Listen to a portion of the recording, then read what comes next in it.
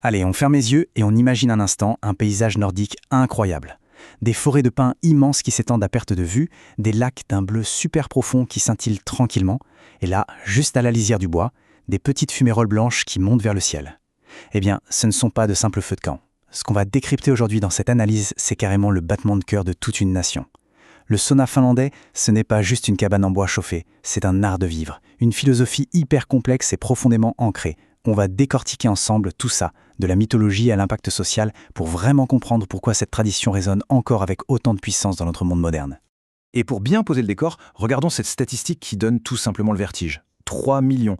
3 millions de saunas pour une population totale de 5 millions d'habitants. C'est complètement fou quand on y pense. Ça prouve bien un truc. Ce n'est absolument pas un petit luxe réservé au week-end ou une sortie récréative de temps en temps. C'est partout. Dans les maisons, les immeubles et même sur les lieux de travail. C'est littéralement le pouls du pays. Un sanctuaire quotidien où le temps s'arrête net et qui est totalement indissociable de la vie finlandaise. Mais bon, pour saisir vraiment l'essence du truc, il faut comprendre un concept super important. Le leuaioli, c'est un mot qui n'a pas vraiment de traduction exacte. Physiquement, on est d'accord, c'est l'action de verser de l'eau sur les pierres brûlantes, pour créer cette grosse bouffée de chaleur immédiate. Mais là-bas, c'est vu comme quelque chose de beaucoup plus grand. C'est presque spirituel. C'est littéralement le souffle, l'âme de la pièce. Sans le leuaioli, c'est juste une pièce chaude sans grand intérêt. C'est vraiment cette vapeur invisible qui purifie tout et qui donne tout son sens à l'expérience sauna. Et en parlant d'âme, ça nous amène à un mythe assez génial, le Suunatontu. C'est un petit esprit, une sorte de lutin qui protège les lieux. Et attention, il a des règles super strictes. Le respect doit être absolu. Interdit de parler trop fort, interdit de jurer et surtout, interdit de s'énerver. Et si on ne respecte pas ça, eh bien la légende dit que le petit elfe, par pure vengeance, pourrait carrément mettre le feu à la cabane. C'est une façon assez brillante d'obliger tout le monde à garder cet espace hyper calme et de s'assurer que ça reste un vrai sanctuaire inviolable. D'ailleurs, le contraste avec notre monde extérieur est flagrant. Et c'est fascinant. D'un côté, on a nos salles de réunion classiques, remplies de costumes, de titres ronflants et de hiérarchies bien rigides. Et de l'autre, le sauna. C'est le lieu de l'égalité absolue. On y entre nu ou juste avec une serviette. Et là, boum, tous les artifices sociaux s'évaporent avec la sueur. On se retrouve tous à la même enseigne. C'est un fait très connu en Finlande. Les décisions les plus franches et les plus importantes ne se prennent souvent pas autour d'une grande table en verre, mais bel et bien côte à côte, assis sur des bancs en bois brûlant. En pratique, tout ça ne s'improvise pas. Ça repose sur une vraie chorégraphie sensorielle en 4 grandes étapes. Ça commence toujours par ce son hyper relaxant du bois de bouleau qui crépite. L'odeur est instantanée, un mélange de résine naturelle, de fumée douce, de bois sec. Ensuite, il y a l'utilisation d'un petit bouquet de branches très spécifique, suivi de l'incontournable plongeon dans l'eau glacée, et enfin, la phase de repos absolue. Ce n'est pas un ordre aléatoire, c'est pensé pour engager tous nos sens, un par un, et couper complètement avec le tumulte de la vie quotidienne. Bon, par contre, il faut être prêt physiquement parce qu'on parle d'une température de 80 à 90 degrés Celsius. Ce n'est pas une blague, c'est une chaleur qui est vraiment intense, percutante. Mais c'est indispensable. Ce chiffre, c'est en quelque sorte la porte d'entrée du rituel. En dessous de ça, on considère que ce n'est pas une vraie expérience authentique. Il faut cette chaleur extrême pour obliger le corps à déclencher une sudation profonde et préparer le terrain mental pour lâcher prise. Et une fois qu'on a atteint cette température de dingue, c'est là qu'intervient le Vita, ou Vasta selon les régions. C'est un petit faisceau de jeunes branches de bouleau toutes fraîches, cueillies au printemps. Le principe, c'est de se tapoter doucement le corps avec. Alors, sur le papier, ça a l'air un peu curieux, mais en réalité, c'est génial. Déjà, ça relance la circulation sanguine à la surface de la peau à fond, et surtout, sous l'effet de l'humidité et de la chaleur, les feuilles libèrent des huiles essentielles qui remplissent toute la cabane d'une odeur de forêt printanière hallucinante.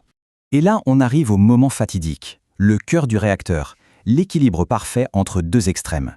D'un côté, on a patiemment emmagasiné toute cette chaleur à 90 degrés jusqu'à frôler nos limites. Et de l'autre, la tradition exige qu'on sorte de ce cocon pour se jeter directement dans un lac glacé, ou carrément pour se rouler dans la neige pudreuse. Ce contraste ultra-violent, ce n'est pas juste une tradition pour les courageux. C'est un choc thermique phénoménal qui force tout le système cardiovasculaire à réagir d'un coup. Une vraie gymnastique pour l'organisme. Et le résultat direct de ce grand frisson, c'est ce qu'on appelle l'extase post-sauna. C'est pas juste « oh, je me sens détendu ». Non, c'est une vraie altération biologique. Le contraste extrême provoque une libération massive, une véritable explosion d'endorphines dans le corps. On ressent une légèreté absolue. Imaginez juste la scène. On est assis sur le petit perron en bois, la peau qui fume littéralement dans l'air glacial, en train de regarder le soleil de minuit ou une aurore boréale. Le tout dans un silence pur et profond. C'est le sommet absolu de l'apaisement. Mais pour comprendre pourquoi c'est aussi profondément ancré, il faut faire un petit saut dans le temps. À l'origine, ce n'était pas du tout un spa de luxe pour se relaxer. C'était une pure question de survie. C'était carrément la toute première cabane que les pionniers construisaient en arrivant sur un terrain. Pourquoi? Parce que c'était l'endroit le mieux isolé contre les hivers implacables et surtout le plus hygiénique. On s'en servait pour sécher le grain, fumer la viande et, accrochez-vous bien, comme c'était la pièce la plus stérile, c'est là que des générations entières sont nées. Alors oui, aujourd'hui on a des installations électriques hyper modernes, mais ces racines utilitaires sont gravées dans l'histoire.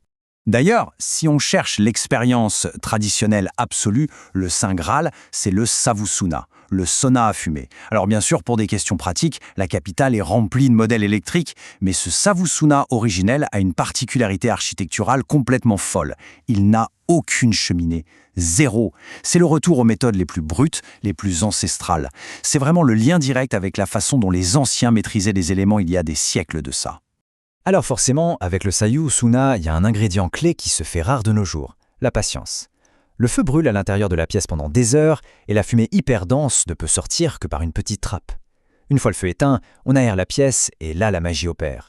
La chaleur, restituée par des tonnes de pierres, est d'une douceur incroyable. L'air sent le bois brûlé et c'est complètement envoûtant. Et les murs en rondins, qui sont recouverts d'une fine pellicule de suie noire, absorbent toute la lumière. Ça donne une atmosphère super sombre, très intime, très protectrice. Tout ça nous amène à une vraie résolution philosophique.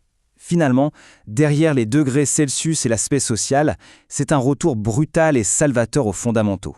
Dans un monde hyper connecté et saturé de stimulation, ce rituel impose de renouer immédiatement avec les 4 éléments fondateurs.